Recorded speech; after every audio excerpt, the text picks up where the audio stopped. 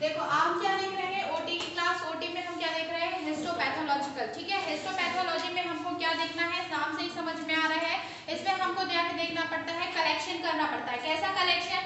Operation theatre में जो भी ऐसा टिश्यू है या कोई भी फ्लूइड्स है, जिसे हमको क्या करना है, परीक्षण करना है उसका, डॉक्टर परीक्षण करना चाहते हैं उसको, तो बॉडी ऑर्गन से उसको निकाला जाता है और लैब में भेजा जाता है। किस चीज के लिए? टेस्ट करने के लिए।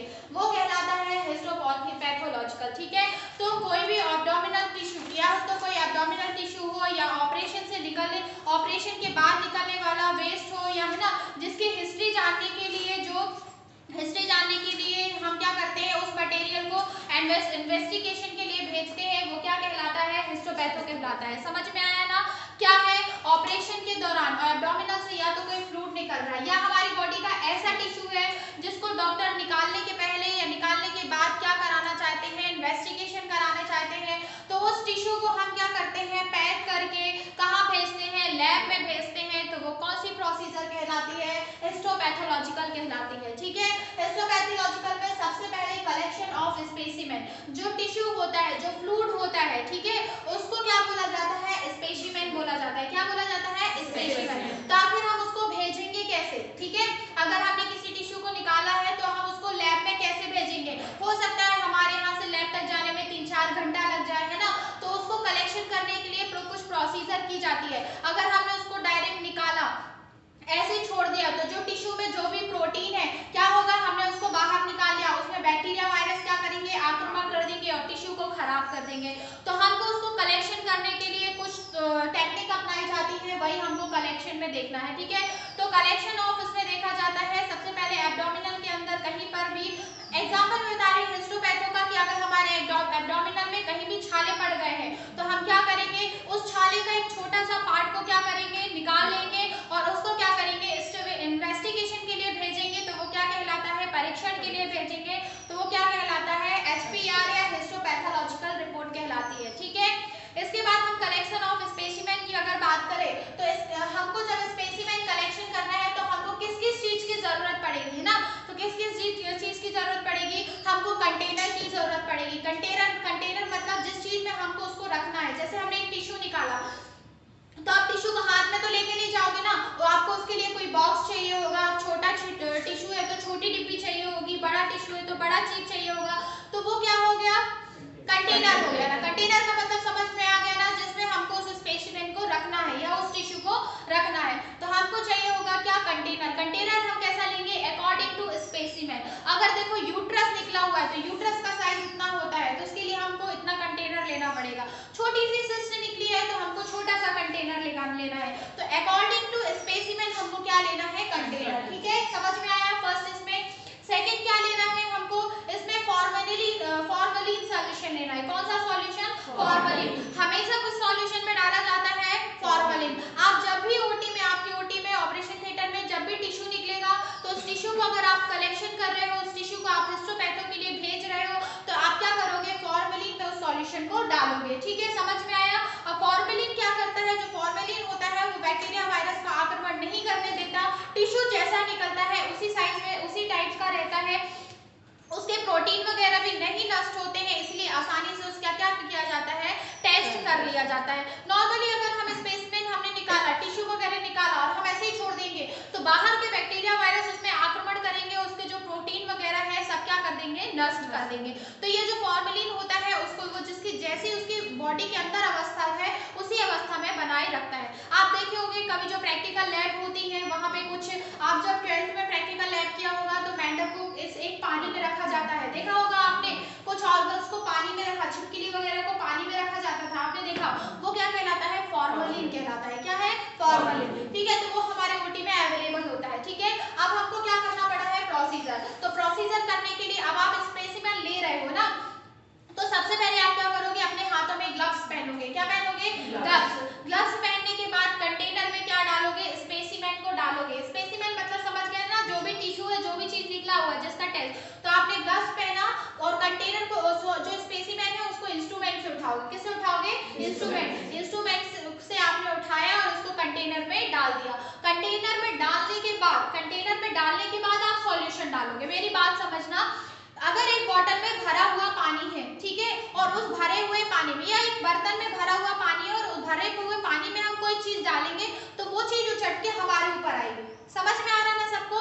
इसीलिए एक प्रिकॉशन रखना है कि जब आप कंटेनर में बाइप्सी डालते हो या स्पेसिमेन को डालना है तो आप पहले खाली कंटेनर में स्पेसिमेन डालोगे, है ना, या बाइप्सी डालोगे, उसके ऊपर फॉर्मेलिन डालोगे। आई बात समझ में? और वो स्पेसिमेन फॉर्मेलिन में डूबा हुआ रहना चाहिए। तो मिक्स करके डाला जाता है, डिस्टिल वाटर डाला जाता है और क्या डाला जाता है, फॉर्मेलिन, दोनों को मिक्स करके। हम फॉर्मेलिन बस नहीं डाल सकते क्योंकि फॉर्मेलिन जो होता है बहुत तेज होता है, अगर आप थोड़ा सा ही यहाँ वहाँ गिर गया तो आपकी आंखों में जलन होने लगेगी। तो फॉर्मेलिन थोड़ा सा डाला जाता है, उसके साथ में क्या डाला जाता है, डिस्टिल वाटर डाला जाता है, ठीक है। उसके बाद आपने फॉर्मेलिन का सॉल्यूशन डाल दिया, अब उसको क्या करोगे, एक पैथोलॉजी का फॉर्म भरवाओगे, उसमें आप साइन करोगे, पेशेंट के अटेंडर से साइन करवाओगे और उसको कहाँ दे दोगे, पैथोलॉजी में। ये आपकी हो गई प्रोसीजर, ठीक है। आपको पीपीई का भी यूज करना पड़ेगा। पीपीई का यूज मतलब कब करोगे, जिस भी पर्सन के द्वारा स्पेसिमेन कलेक्शन किया जाता है, मतलब जैसे स्पेसिमेन कलेक्शन आप इसमें स्पेसिमेन का कलेक्शन कर रहे हो, है ना, तो आपके चेहरे पे मास्क होना चाहिए, कैप होना चाहिए और हाथों में ग्लव्स होना चाहिए, पीपीई के जो गाउन होने चाहिए, ये सारी चीजें आपको पहन के रखना चाहिए, है ना। तो पीपीई का यूज किस लिए किया जाता है, खुद की सुरक्षा बनी रहे, है ना, इसलिए हम किसका यूज करते हैं, पीपीई का यूज करते हैं। अब स्पेसिमेन को कंटेनर में डालना है, ठीक है। स्पेसिमेन को कंटेनर में, ये प्रोसीजर हो गई, ये पीपीई आपने पहन लिया, अब स्पेसिमेन को कंटेनर में डालना है, ये चीज मैंने आपको पहले बता दी। स्पेसिमेन को कंटेनर में डालना है तो आप इंस्ट्रूमेंट की सहायता से क्या करोगे, स्पेसिमेन को उठाओगे और किस में डालोगे, कंटेनर में डालोगे। कंटेनर में डालने के बाद उसके ऊपर से आप क्या डालोगे, फॉर्मेलिन सॉल्यूशन डालोगे और स्पेसिमेन पूरा डूबा रहेगा, ठीक है।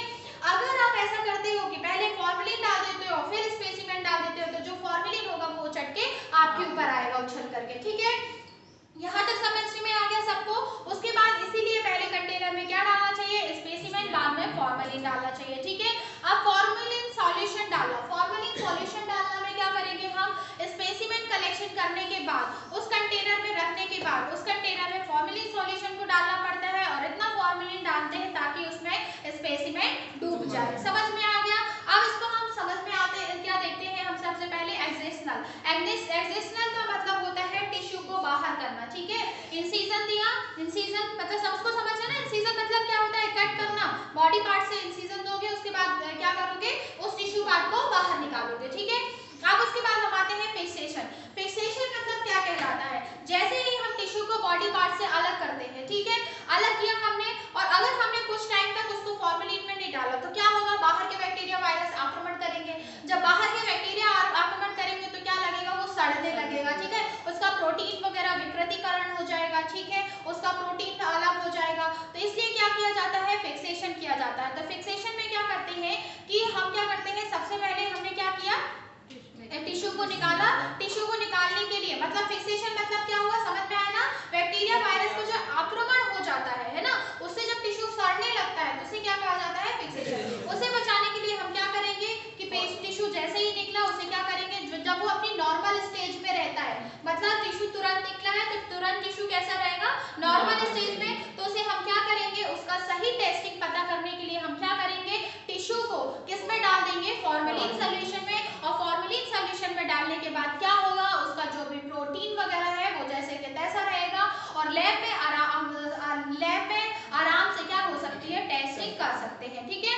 एडवांटेज ऑफ फिक्सेशन, फिक्सेशन के एडवांटेज क्या है, लाभ क्या है, तो ये क्या करता है, सबसे पहले तो ऑटोलाइसिस की प्रक्रिया को रोक देता है। ऑटोलाइसिस की प्रक्रिया क्या होती है, हमारा जो प्रोटीन होता है, जैसे टिश्यू काफी टाइम तक है और उसमें बैक्टीरिया वायरस है तो वो क्या होता है, प्रोटीन को अलग करने लगते हैं, तो वो क्या करता है, प्रोटीन को इकट्ठा ही रहना देता है जिससे हमारा आसानी से टेस्ट कर सके, ठीक है। यहाँ तक समझ में आ गया सबको, ठीक है, यहाँ तक समझ में आ गया। इसके बाद हम देखते हैं, थोड़ा सा देखना है, एडवांटेज हमने देख लिया, हमको हिस्टोपैथोलॉजिकल के थोड़ी सैंपल देखते हैं कि लार्ज सैंपल कौन सा होता है, स्मॉल सैंपल कौन सा होता है। तो पहले हम स्मॉल स्पेसिमेन की अगर बात करें तो सबसे पहले कौन सा होता है, जो होता है एंडोस्कोपी होती है, उससे जो बाइप्सी ली जाती है वो बहुत छोटा होता है, क्योंकि एंडोस्कोपी ही बहुत पतला होता है तो उससे ज्यादा बड़ी बाइप्सी तो निकलेगी नहीं। इतना सा होल करते हैं जब एंडोस्कोपी सर्जरी होती है तो इतने से होल से कितनी बड़ा स्पेसिमेन निकलेगा, छोटा सा स्पेसिमेन, है ना, तो वो जो स्पेसिमेन होता है वो बहुत छोटा होता है। उसके बाद बहुत ही पतली होती है, ठीक है, वो छोटी होती है, ठीक है। तो ये कैसे होगा, गॉल ब्लैडर वगैरह हो गया, जो गॉल ब्लैडर निकाला जाता है वो भी बहुत छोटा स्पेसिमेन होता है, ठीक है। बोन मैरो जो होता है वो भी बहुत छोटा होता है, ठीक है। और स्किन की अगर बायोप्सी ले रहे हैं या स्किन का स्पेसिमेन ले रहे हैं तो वो भी बहुत छोटा होता है। उसके बाद अगर हम मिडिल में आते हैं ना, मीडियम साइज में आते हैं, तो मीडियम साइज के जो स्पेसिमेन होते हैं, जैसे ब्रेस्ट में कोई लंप है, ब्रेस्ट लंप मतलब कोई टिश्यू वगैरह है ब्रेस्ट में, ठीक है। उसके बाद ब्रेन में कोई ट्यूमर है, ट्यूमर भी कितना बड़ा होगा, ज्यादा से ज्यादा इतना मीडियम साइज होगा। उसके बाद लिम्फ नोड होगा, यूट्रस वगैरह हो गया ना, यूट्रस का साइज भी इतना होता है। हाँ, यूट्रस में अगर बहुत सारे फाइब्रॉइड्स हो गए हैं, आजू बाजू में फाइब्रॉइड्स हो गए हैं, तो वो क्या करते हैं, यूट्रस के आकार को बढ़ा देते हैं, ठीक है।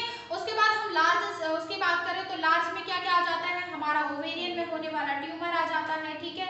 अगर पूरा हमारा ब्रेस्ट अलग करना है तो वो आ गया। तो ये सारी चीजें किस में आ जाती है, स्मॉल में, और किस में, मीडियम में और लार्ज में, ठीक है।